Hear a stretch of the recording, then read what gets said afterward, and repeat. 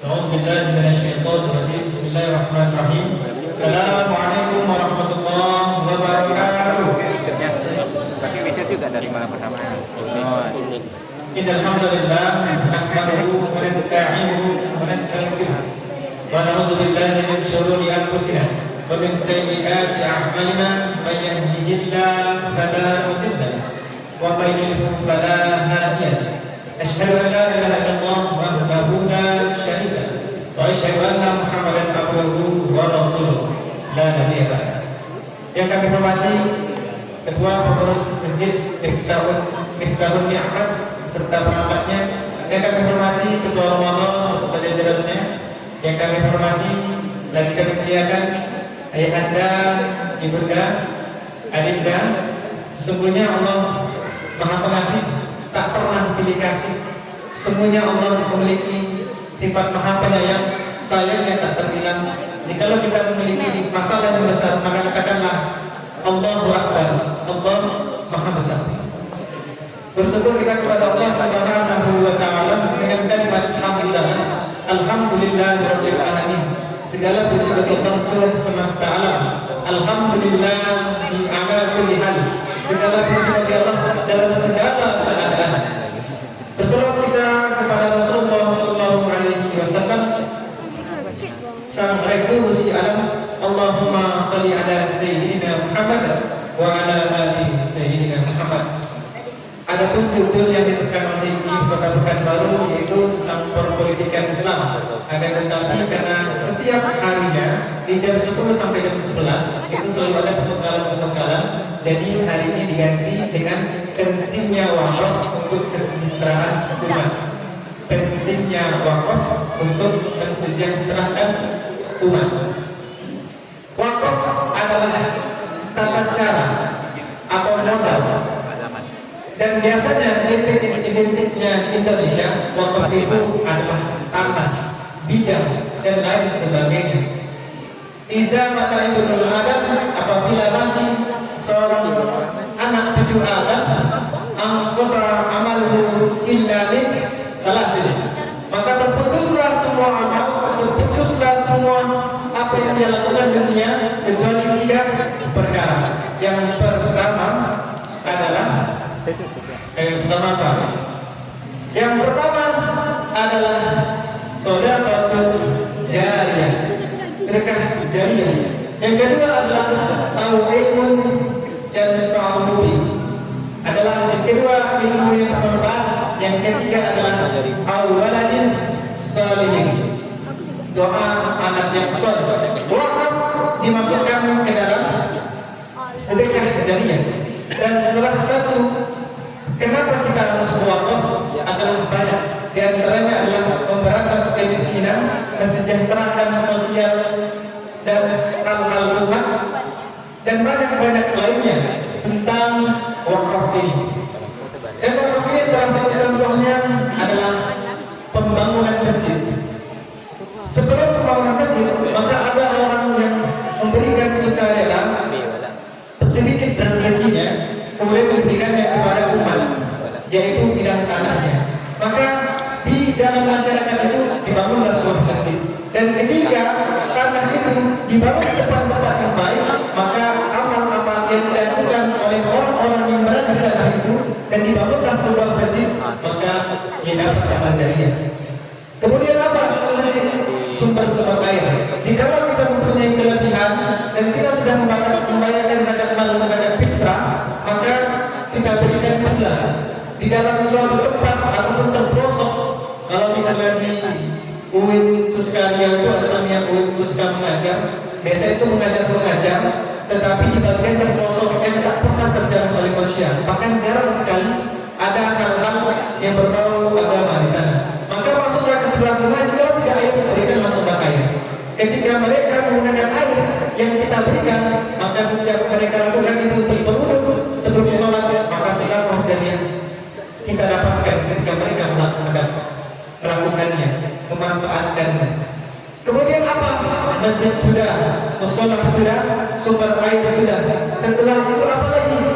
Tempat-tempat ibadah untuk musafir. Orang-orang musafir itu adalah orang-orang di dalam perjalanan, dan ketika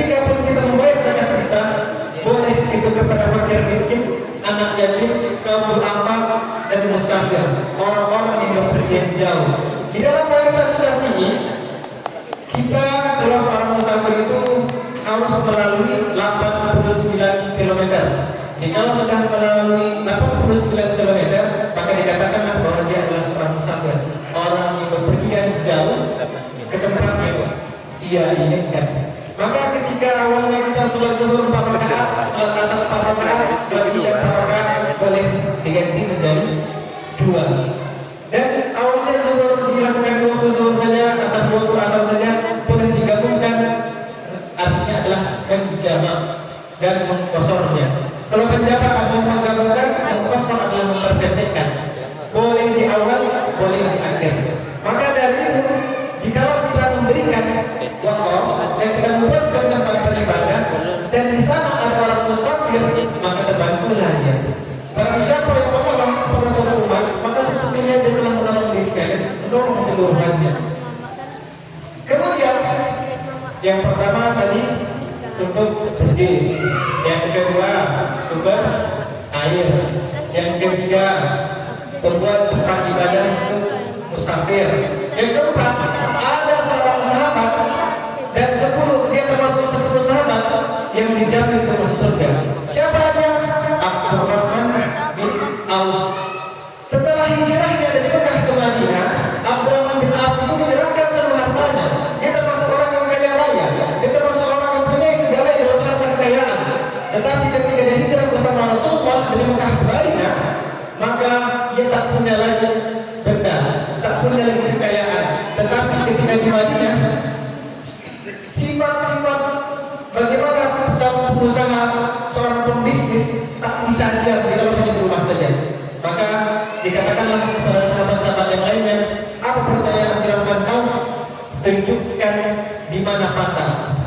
Tunjukkan di mana pasar. Tempat orang keramaian, tempat orang berbelanja, berjual beli. Kemudian selang berjalannya waktu, Abdurrahman adalah seorang pembisnis yang handal, memiliki algoritma yang sangat luar biasa.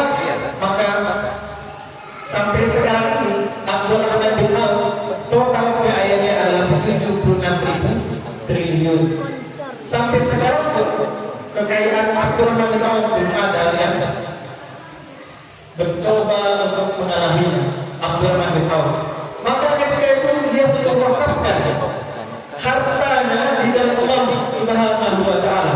Dan Khadijah binti Khuwailid, istri Rasulullah, juga seorang pembisnis, juga seorang pengusaha, dan dia sering mewakafkan apapun kekayaannya, semuanya diberikan oleh kita umat agar berjalan fisabilillah.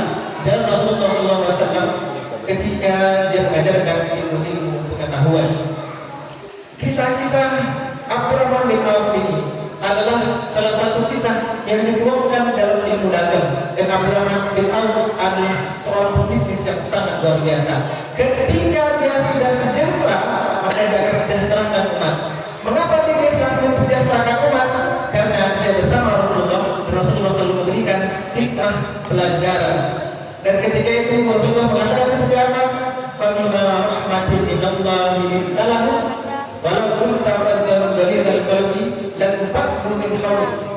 Maka atas berkat nama Allah Subhanahu wa taala, kamu bersikap dengan Rasulullah tak pernah kasar. Ketika berjalan tak pernah mengurangi timbangan, tak pernah menambahkan timbangan, bahkan lebih sering menambahkan timbangan, tak pernah mengurangi sedikit pun. Rasulullah adalah orang adil. Ketika ada jagung, modalnya sendiri dia beritahukan kepada pembeli, oh, modalnya ini ada 10.000, terserah yang memberikan saya berapa dari 10.000 ini. Bahkan ada yang membelinya dengan 10.000 dengan harga modal, bahkan lebih banyak yang memberikan lebih dari 10.000, bahkan 10 kali lipat daripada itu.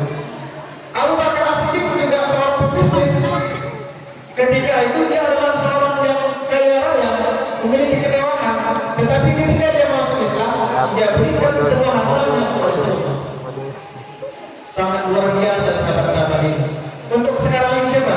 Di Indonesia atau lebih dekat saja, di Pekanbaru ada namanya YTWU, Yayasan Tabung Wakaf Umat. Dan salah satu pesantren yang didirikan oleh UAS Ustaz Abdul Somad itu tamannya juga wakaf dari rakyat. Dan seorang wakil bukanlah seorang ustazah yang mencerahkan sana memberikan tausiah sini, bukanlah seorang guru, tetapi hanya seorang pengusaha. Dan kebanyakan jika ingin kaya raya biasanya dari pedagang, dari berbisnis.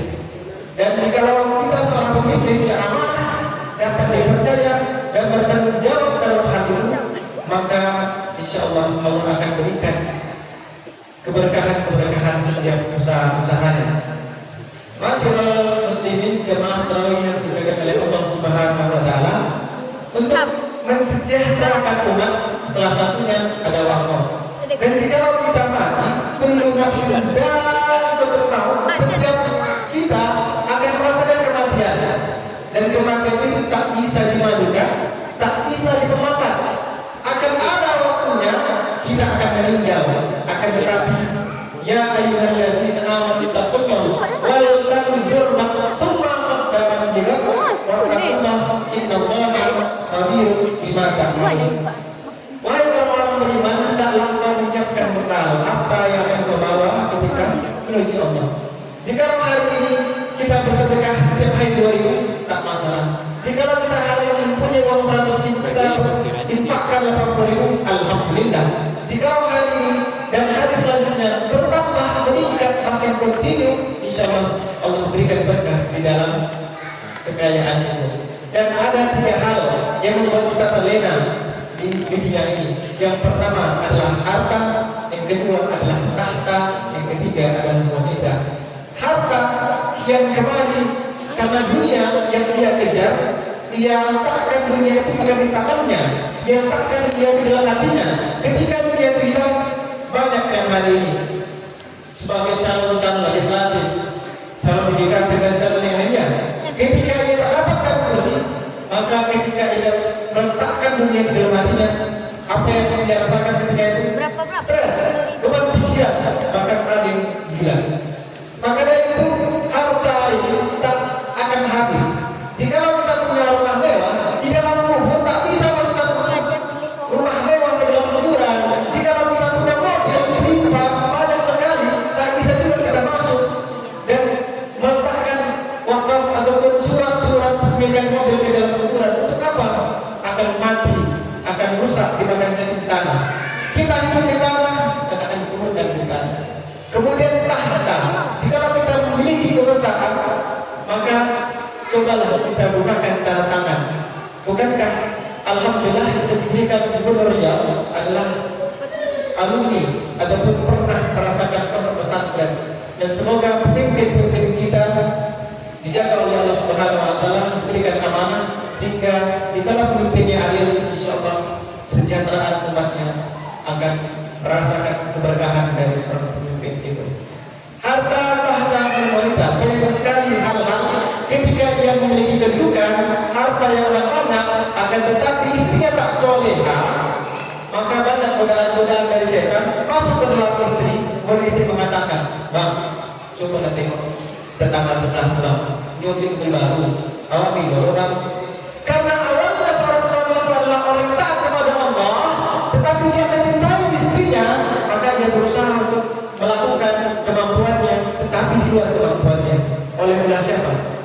Oleh istrinya. Maka dunia itu adalah perhiasan, dan sebaik-baik dunia adalah wanita soleha. Jika kita memiliki wanita soleha, istri yang soleha, anak yang soleha, maka jantung rumah tangga itu akan menjadi sakinah, mawaddah, warahmah, tentram, damai, dan rasa sangat indah. Masyaallah muslimin, jemaah tarawih yang dimuliakan oleh Allah Subhanahu wa taala, itulah yang dapat saya sampaikan, semoga bermanfaat.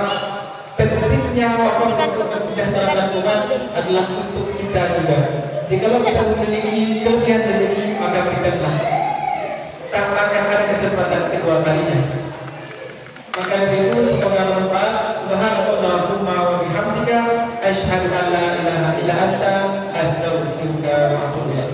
Wallahu a'lam bishawab. Assalamualaikum warahmatullahi wabarakatuh. Assalamualaikum warahmatullahi wabarakatuh.